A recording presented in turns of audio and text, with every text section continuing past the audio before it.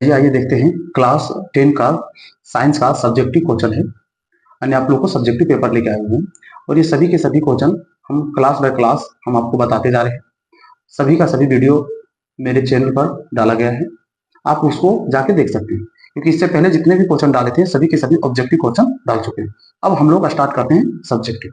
तो बोर्ड परीक्षा के जितने भी छात्र तैयारी कर रहे होंगे तो आप लोग को बता दें कि सभी के सभी क्वेश्चन बहुत इंपॉर्टेंट है, क्योंकि इससे लगभग क्वेश्चन आपको बोर्ड परीक्षा में मैच कर जाएंगे। आप लोग बहुत ध्यानपूर्वक देखिएगा और इसको आप रिवीजन कीजिएगा। इससे क्या होगा कि आप जो भी बोर्ड परीक्षा की तैयारी कर रहे हैं उसके लिए बहुत हेल्पफुल हो जाएगा और आप रिजल्ट बहुत अच्छा ला पाइएगा। चलिए साइंस का जो पहला क्वेश्चन है उसको देखते हैं। पहला क्वेश्चन क्या दिया हुआ कि तेल एवं वसा युक्त खाद्य पदार्थों को नाइट्रोजन से प्रभावित क्यों किया जाता है। क्योंकि आप लोग को बता दें छात्र कि आप लोग ये सभी के सभी साइंस में ये सभी चैप्टर पढ़ लिए होंगे, बस हम आपको क्वेश्चन दिखाना चाह रहे हैं कि किस तरह से बोर्ड परीक्षा में क्वेश्चन दिया जाता है। चलिए हम इसको सॉल्यूशन के साथ भी हम बताएंगे।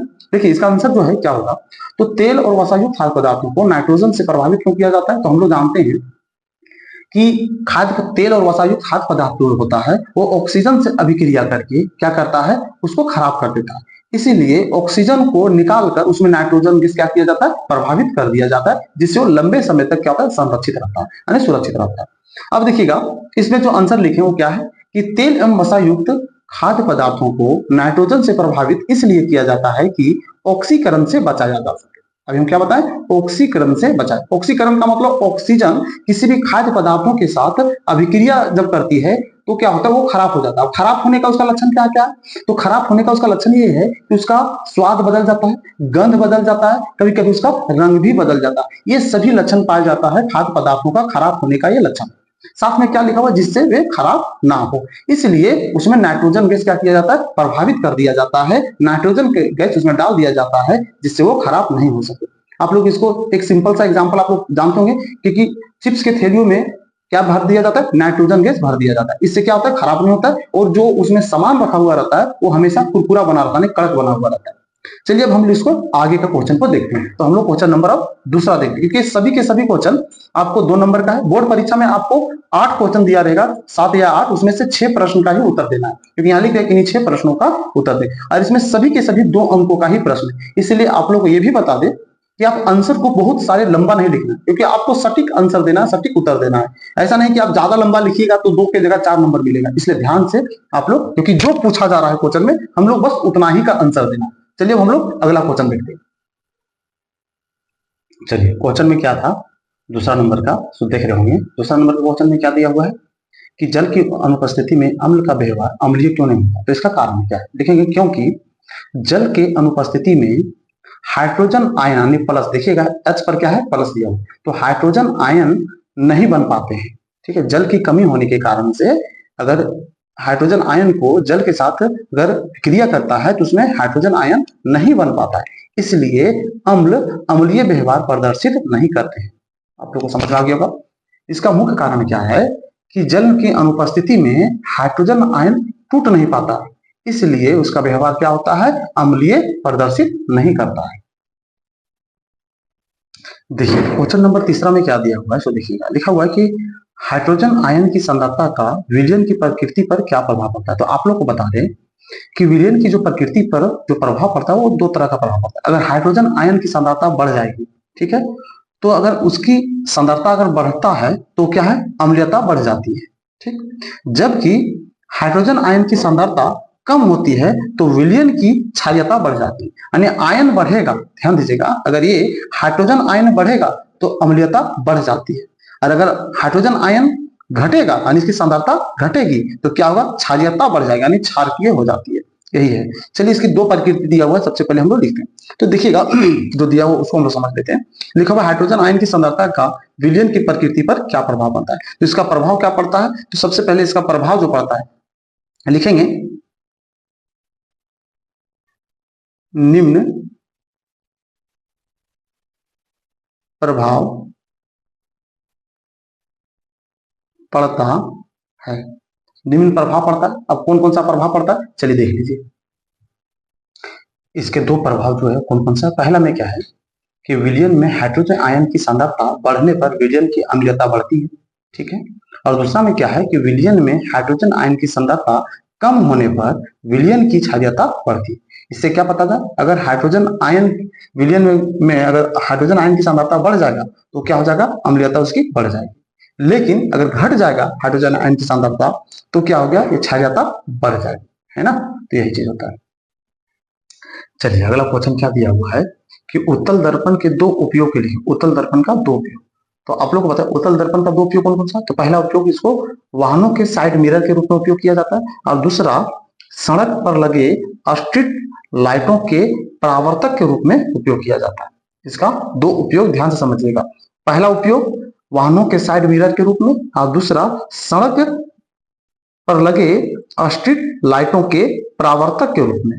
ठीक है, सड़क के किनारे आप लोग देखते होंगे, सड़क के किनारे जो लाइट लगा हुआ रहता है उसमें जो दर्पण उपयोग किया जाता है, उसमें कुछ दर्पण का उपयोग किया जाता है, उत्तल दर्पण का उपयोग किया जाता है। चलिए इसका आंसर हम लोग कैसे लिखेंगे देखते हैं।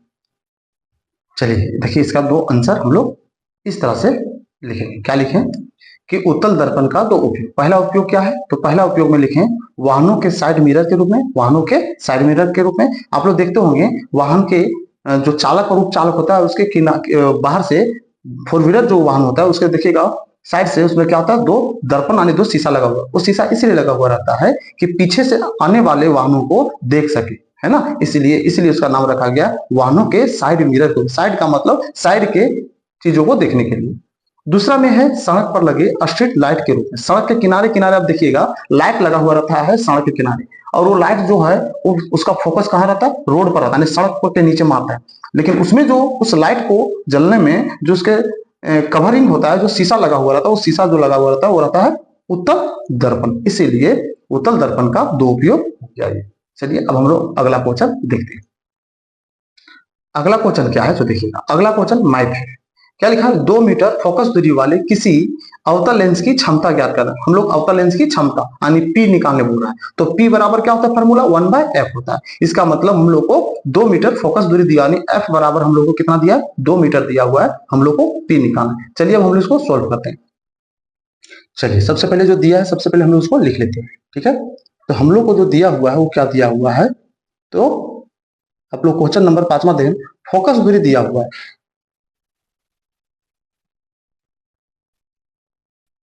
फोकस दूरी, इसका मतलब f बराबर दिया हुआ है, कितना दिया, f बराबर 2 मीटर। आपको ध्यान में इस बात को रखना है कि ये इसमें जो लेंस है वो कौन सा लेंस है, अवतल लेंस। और अगर आपको चिन्ह परिपाटी अगर जानते होंगे तो अवतल लेंस में फोकस जो होता है वो क्या होता है, माइनस में होता है। ठीक है, क्योंकि अवतल लेंस में सभी के सभी क्या होता है, माइनस में, क्योंकि यू भी होता है माइनस में, भी होता है माइनस में, और एफ भी क्या होता है, माइनस में होता है। इसलिए हम लोग चिन्ह परिपाटी को भी ध्यान में रखना बहुत जरूरी है। तो अवतल लेंस माइनस में होता है, इसलिए हम लोग इसका मान हम लोग क्या लगा दिए, माइनस लगा दिए 2 मीटर। हम लोग को क्या निकालने बोला, लेंस की क्षमता,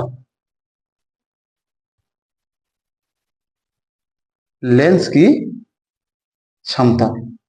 अब परीक्षा में लगभग लगभग आप लोग इसी तरह से बनाइएगा, आपका फुल नंबर मिल जाएगा। लेंस की क्षमता निकालने बोल रहा है तो आप लोग को बता दें P बराबर फार्मूला होता है, P बराबर क्या होता है, 1/f, यही होता है इसका फार्मूला होता है। ठीक है, इसी पर हम लोग क्या करेंगे, बैठा देंगे मान। तो P बराबर 1/-2, ये है मीटर में, है ना। अब हम लोग क्या करेंगे, इसको हम लोग भागा दे देते हैं। अगर इसको इसमें भागा देते हैं, जैसे देखिए 1 को हम लोग क्या करेंगे, 2 से भागा देते, लगेगा नहीं लगेगा, तो हम लोग लिखेंगे 0 पॉइंट, यहाँ हम लोग क्या देंगे, 0 दे देंगे। अभी हो गया 10, 2 के पहाड़ में 10 कितना बार में, 5 बार में, तो इसका मतलब 10 5 बार में कट गया, लेकिन आंसर कितना आ गया, 0.5, तो आ गया 0.5 आ गया। लेकिन यहाँ मीटर, इसलिए हम यहाँ मीटर लगा देंगे। अब यहाँ मीटर लगा दिए तो क्योंकि ये माइनस में है इसलिए हम यहाँ क्या करेंगे, माइनस लगा देंगे। तो इसका मतलब इसको हम लोग ऐसे भी लिख सकते हैं, या मेरा आंसर हो गया, या तो हम लोग इसको ऐसे भी लिख सकते हैं। अब कैसे लिख सकते हैं, लिख सकते हैं P बराबर -0.5 डायोप्टर, यानी यहाँ हम लोग डायोप्टर, क्योंकि लेंस का क्षमता का एसआई मात्रा क्या होता है, डायोप्टर होता है, इसलिए हम लोग यहाँ डी लगा दिए। डी इसलिए लगा दिए क्योंकि आप लोग पढ़े होंगे तो जानते होंगे कि चूंकि एक डायोप्टर बराबर होता है 1 मीटर, यानी और डायोप्टर क्या है, डायोप्टर जो है वो लेंस का क्षमता का एसआई मात्रक है। लेंस की क्षमता का एसआई मात्रक क्या होता है, डायोप्टर होता है, इसलिए हम लोग इसको क्या चीज डिनोट करते हैं, डी से। तो इस तरह से हम लोग का 5वां नंबर क्वेश्चन कंप्लीट हो गया।